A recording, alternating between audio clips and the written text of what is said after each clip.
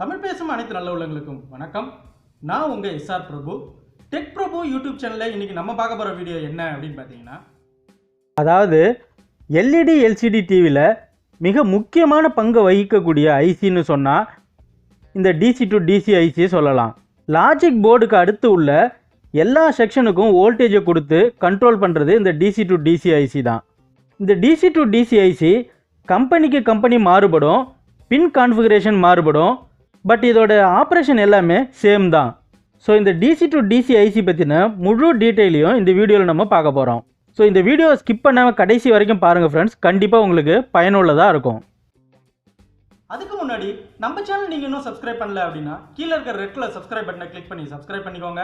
கூடவே பக்கத்தில் இருக்கிற பெல் ஐக்கானையும் கிளிக் பண்ணிக்கோங்க. வாங்க வீடியோக்குள்ளே போகலாம்.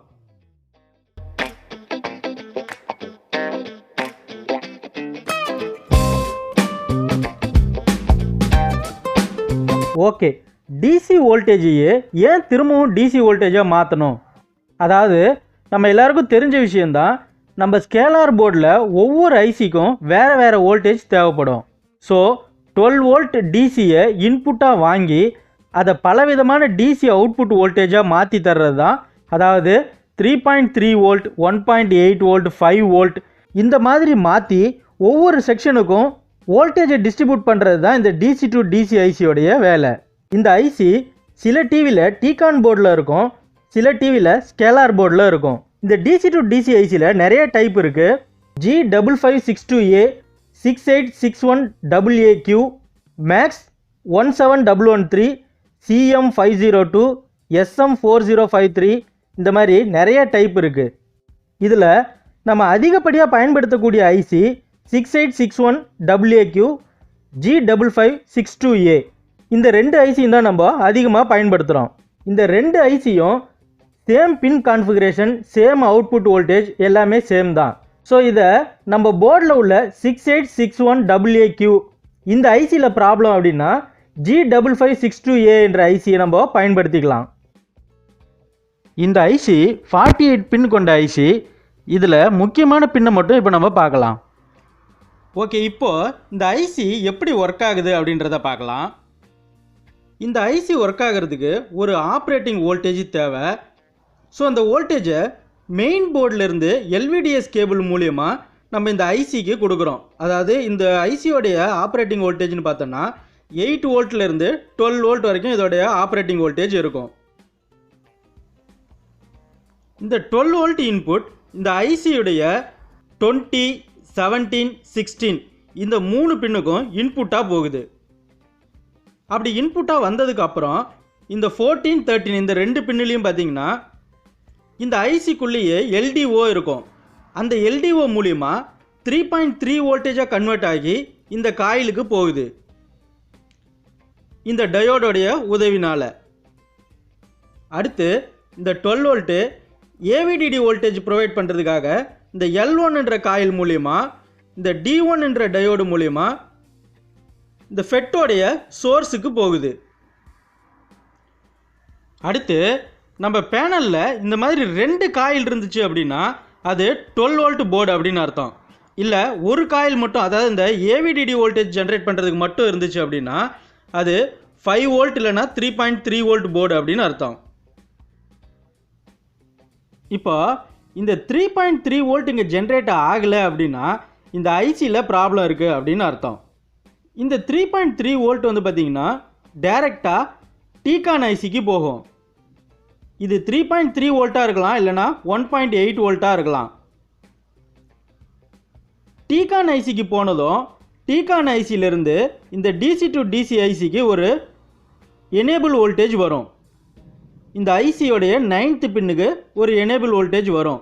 இந்த எனேபிள் வோல்டேஜ் வந்ததுக்கு அப்புறம் தான் இந்த ஐசியில் மற்ற எல்லா வோல்டேஜுமே ஜென்ரேட் ஆகும். இப்போ இந்த 9th பின் எனேபிள் ஆனதும் நமக்கு பர்மனண்ட்டாக 11th பின்லேருந்து அவுட்புட்டு 3.3 வோல்ட் VDD நமக்கு கிடைக்கும். இந்த 9th பின் எனேபிள் ஆனதும் ஃபஸ்ட்டு நமக்கு இந்த 43 பின்னிலிருந்து VGL அவுட்புட் வரும்.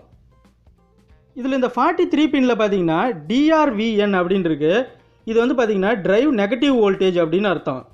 ஸோ இந்த 43 பின்னில் நமக்கு C3 கெப்பாசிட்டர் ஒன்று இருக்குது, ப்ளஸ் 2 டயோடு இருக்குது. இது நம்ம வந்து D3 டயோடு அப்படின்னு சொல்கிறோம். இந்த டயோடும் இந்த கெப்பாசிட்டரும் சேர்ந்ததுக்கு பேர் வந்து பார்த்திங்கன்னா நெகட்டிவ் சார்ஜ் பம்ப் சர்க்கியூட் அப்படின்னு சொல்கிறோம். இந்த நெகட்டிவ் சார்ஜ் பம்ப் சர்க்கியூட்லேருந்து நமக்கு -6 வோல்ட் VGL கிடைக்குது. அதாவது இந்த டயோடில் பார்த்தீங்கன்னாவே தெரியும், இது ஆனோட், இது கேத்தோடு. நமக்கு நெகட்டிவ் வோல்டேஜ் கேத்தோடிலேருந்து வருது. ஸோ கேத்தோடுனாவே மைனஸ் அப்படின்றது நமக்கு எல்லாருக்குமே தெரியும். ஸோ கேத்தோட்லேருந்து அவுட்புட் எடுக்கிறதுனால நமக்கு -6 வோல்ட் VGL கிடைக்குது. திரும்ப இந்த -6 வோல்ட் VGL 45வது பின்னுக்கு ஃபீட்பேக்காக போகுது. இந்த VGL வோல்டேஜ் வரல அப்படின்னா நமக்கு என்னென்ன ப்ராப்ளம் வரும் அப்படின்னா, ஸ்லோ மோஷன் பிக்சர் வரும், நெகட்டிவ் பிக்சர் வரும், சம்டைம்ஸ் டபுள் இமேஜ் ப்ராப்ளம் வரும், வெர்டிக்கல் லைன் ப்ராப்ளமும் வரும். அடுத்து AVDD வோல்டேஜ், அதாவது இந்த 9th பின் எனேபிள் ஆனதுக்கப்புறம் இந்த 30 பின் 25 26 இது எல்லாமே எனேபிள் ஆக ஆரம்பிச்சிடும். எனேபிள் ஆனதும் இங்கேருந்து வரக்கூடிய 12 வோல்ட் இந்த L1ன்ற காயில் மூலிமா இந்த D1 டயோடு மூலிமா P சேனல் ஃபெட்டுக்கு போகுது. இந்த 30th பின்லேருந்து கேட் ட்ரெயின் வோல்டேஜ் வரும். ஸோ கேட் ட்ரெயின் வோல்டேஜ் வந்ததுக்கப்புறம் இது சுவிட்ச் ஆக ஆரம்பிக்கும். சுவிட்ச் ஆகி இந்த ஃபெட்டு வந்து ஆம்ப்ளிஃபையராக ஒர்க் ஆகும். நமக்கு இந்த ட்ரெயின்லேருந்து AVDD வோல்டேஜ் 16 வோல்ட் கிடைக்குது. ஸோ இதுதான் 4th ஸ்டெப்பு. ஸோ நமக்கு AVDD வோல்டேஜ் வரல அப்படின்னா மேக்ஸிமம் இந்த ஃபெட்டில் தான் ப்ராப்ளம் இருக்கும். ஸோ இதை செக் பண்ணி சேஞ்ச் பண்ணோம் அப்படின்னா சரியாயிடும். இது மட்டும் இல்லாமல் இந்த பக் கன்வெர்ட்டர், டயோடு, இந்த காயில் இதுலேயும் அடிக்கடி ப்ராப்ளம் வர்றதுக்கு வாய்ப்பு இருக்குது. ஸோ இதையும் செக் பண்ணிக்கோங்க. அடுத்து AVDD ஜென்ரேட் ஆனதும் நமக்கு 5th வந்து பார்த்திங்கன்னா V ரெஃபரன்ஸ் வோல்டேஜ் தான் ஜென்ரேட் ஆகும். இந்த 48th பின்லேருந்து நமக்கு V ரெஃபரன்ஸ் வோல்டேஜ் ஜென்ரேட் ஆகும். அப்படி ஜென்ரேட் ஆன இந்த V ரெஃபரன்ஸ் வோல்டேஜ் திரும்ப ஃபீட்பேக்காக 47th பின்னுக்கு போகும். இதுக்கு அப்புறம் தான் நமக்கு VGH ஜென்ரேட் ஆக ஆரம்பிக்கும். அதாவது இந்த VGH வந்து பார்த்திங்கன்னா AVDD வோல்டேஜ் தான் இன்புட்டாக எடுத்துக்கும். AVDD வோல்டேஜ் இன்புட்டாக எடுத்து இங்கே வந்து பார்த்திங்கன்னா 4 டயோடு இருக்குது, D4 D5 அப்படின்னு. இது 2 டயோடும் ஒரு பேர், இந்த 2 டயோடும் ஒரு பேர். இதில் வந்து பார்த்திங்கன்னா C1 C2 அப்படின்னு சொல்லி 2 கெப்பாசிட்டர் இருக்குது. இது ரெண்டும் சுவிட்சிங் கெப்பாசிட்டர். ஸோ டோட்டலாக இந்த சர்க்கியூட்டுக்கு பேர் என்ன அப்படின்னு பார்த்தீங்கன்னா பாசிட்டிவ் சார்ஜ் பம்ப் சர்க்கியூட் அப்படின்னு சொல்கிறோம். இங்கே 47 பின்னுக்கு ஃபீட்பேக் போனதுக்கு அப்புறம் இந்த 36 பின்லேருந்து DRVP சிக்னல் ஜென்ரேட் ஆகும். DRVPனா டிரைவ் வோல்டேஜ் பாசிட்டிவ் அப்படின்னு அர்த்தம். ஸோ இதிலேருந்து வந்து பார்த்தீங்கன்னா பாசிட்டிவ் வோல்டேஜ் ஜென்ரேட் ஆகும். இங்கேருந்து வரக்கூடிய 16 வோல்டேஜ் இந்த சார்ஜ் பம்ப் சர்க்கியூட்டுக்கு போயிட்டு 16 வோல்டேஜை பூஸ்டப் பண்ணி நமக்கு 35 வோல்டேஜாக VGH வோல்டேஜ் கிடைக்குது. VGH வந்ததுக்கு அப்புறம் இது ஃபீட்பேக்காக 39th பின்னுக்கு போகுது. இப்போ இதில் ஒரு விஷயம் என்ன அப்படின்னு பார்த்தீங்கன்னா, நமக்கு AVDD ஜென்ரேட் ஆகலை அப்படின்னா VGHம் ஜென்ரேட் ஆகாது. ஸோ VGH வரல அப்படின்னா ஃபஸ்ட்டு AVDD வோல்டேஜ் வருதா அப்படின்றதையும் நம்ம செக் பண்ணிக்கணும். இப்போ நம்ம பேனலை செக் பண்ணும்போது VGH வரல அப்படின்னா நம்ம இந்த சார்ஜ் பம்ப் சர்க்கியூட்டில் உள்ள இந்த டயோடை செக் பண்ணணும். அடுத்து இந்த கெப்பாசிட்டரை செக் பண்ணணும். இதில் அடிக்கடி ப்ராப்ளம் வர்றதுக்கு சான்ஸ் அதிகமாக இருக்குது. ஸோ இதை செக் பண்ணி சேஞ்ச் பண்ணோம் அப்படின்னா நமக்கு VGH திரும்ப கிடைக்கும். அடுத்து லாஸ்ட்டாக நமக்கு 5th பின்னு 6th பின்லேருந்து VCOM வோல்டேஜ் ஜென்ரேட் ஆகும். இந்த V ரெஃபரன்ஸ் வோல்டேஜும் VCOM வோல்டேஜும் நம்ம காமா ஐசிக்கு யூஸ் பண்ணுறோம். சில DC to DC ஐசியில் ஸ்கேலார் ஐசியும் இன்பில்ட்டாக இருக்கும். அதுலேருந்து நமக்கு CKV1 CKV2 சிக்னல்லாம் வரும். இதில் அந்த மாதிரி இல்லை. ஸோ ஃபைனலாக பார்த்தீங்கன்னா ஃபஸ்ட்டு நமக்கு இந்த இன்புட் வோல்டேஜ், செகண்டு இந்த 3.3 voltage, third VGL voltage, 4th AVDD voltage, 5th V reference, 6th VGH voltage, 7th VCOM voltage.